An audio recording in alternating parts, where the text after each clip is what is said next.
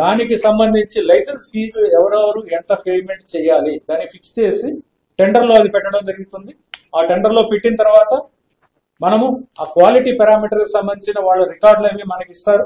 దాన్ని బట్టి ఎవరి క్వాలిటీ ఎక్కువ ఉందనేది చూడటం, అలాగే శాస్త్రస్థాయిలో కూడా మనం వెళ్ళి దాన్ని పరిశీలించి ఒక టీం వెళ్ళి పరిశీలించి ఎలా ఉన్నాయనేది కూడా చూసుకుని, వారు వేరే చోట నిర్వహిస్తున్నప్పుడు ఎలా చేస్తున్నారు అనేది చూసుకుని, వాళ్ళకి ఏమైనా బ్రాండ్ రికగ్నిషన్ కి అవార్డ్స్ ఏమైనా వచ్చాయా, వాళ్ళకి ఎలా ఉన్నాయి, వాళ్ళ రేటింగ్స్ ఏమున్నాయా, ఇవన్నీ కూడా చూసుకున్న తర్వాత ఎవరికి ఇవ్వాలనేది బోర్డులో నిర్ణయం తీసుకోవడం జరుగుతుంది.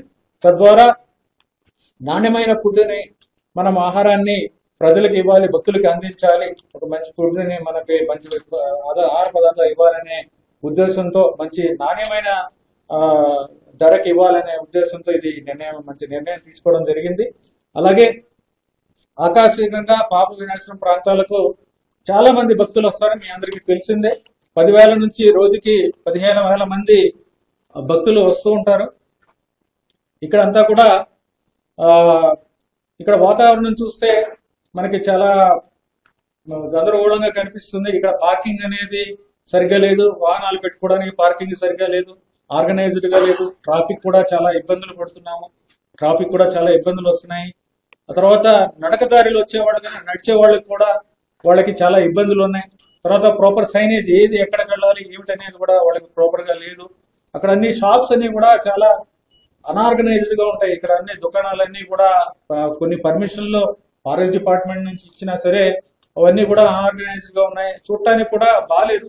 ఆధ్యాత్మిక వాతావరణాన్ని రిఫ్లెక్ట్ చేసేలా ఉండాలి, పవిత్రతను రిఫ్లెక్ట్ చేసేలా ఉండాలి. అందుకని దాని మీద కూడా ఒక కన్సల్టెంట్ ని ఎంగేజ్ చేయడం ద్వారా అక్కడ ప్రణాళిక రూపొందించడానికి, కాన్సెప్ట్ ప్లాన్ కి, ఇక్కడ ఎకలాజికల్ ఎన్హాన్స్మెంట్ అంటే ఇదంతా కూడా ఫారెస్ట్ డిపార్ట్మెంట్ పరిధిలో ఉన్నదని మీ అందరికీ తెలుసు. ఇది కూడా దృష్టిలో పెట్టుకుని ఏ విధంగా దీన్ని అభివృద్ధి చేయొచ్చు, ప్రజలకి మెరుగైన సదుపాయాలు ఇవ్వచ్చు అనేది కూడా నేను ఈ రోజు డిస్కస్ చేసి దాని మీద నిర్ణయం తీసుకుని ప్రణాళిక రూపొందించడానికి ఒక కన్సల్టెంట్ కూడా, ఆర్కిటెక్ట్ కూడా ఇవ్వడానికి చేయడం జరిగింది. అలాగే స్విమ్స్ అనేది సూపర్ స్పెషాలిటీ హాస్పిటల్ టీటీడీ పరిధికి తీసుకురావడం జరిగింది. అది దానికోసం ఇది ఎంతో మెరుగైన సేవలు ప్రజలకు ఇస్తుంది. పేద ప్రజలందరూ కూడా ఎంతో మంది లక్షల మంది స్విమ్స్ నుంచి సేవలు పొందుతున్నారు. ఈ స్విమ్స్ కి ప్రతి ఏడాది 60 కోట్ల గ్రాంట్ టీటీడీ తరపు నుంచి ఇవ్వడం జరుగుతుంది. దాంతో పాటుగా 100 కోట్లకు మించి టీటీడీ తరపు నుంచి స్విమ్స్ కి ఆర్థిక సహాయం వివిధ రూపాల్లో ఇవ్వడం జరుగుతుంది. దీని మీద ఏ విధంగా దీన్ని ఇంకా మెరుగుపరచవచ్చు, కొన్ని ఇన్ఫ్రాస్ట్రక్చర్ వర్క్స్ కూడా చేసుకోవడం జరిగింది. ఈ విధంగా ఇన్ఫ్రాస్ట్రక్చర్ వర్క్స్ ఏవైతే మొదలు పెట్టడం జరిగిందో వాటిని ఏ విధంగా ఉపయోగించవచ్చు, ఇవన్నీ కూడా స్టడీ చేయడానికి ఒక expert committee doctor IV Subbarao గారితో, రిటైర్డ్ ఐఏఎస్ ఆఫీసర్ గారు, ఆయన retired X executive officer TTD కూడా, ఆయన ద్వారా ఒక ఎక్స్పర్ట్ కమిటీ ఒకటి వేయడం జరిగింది.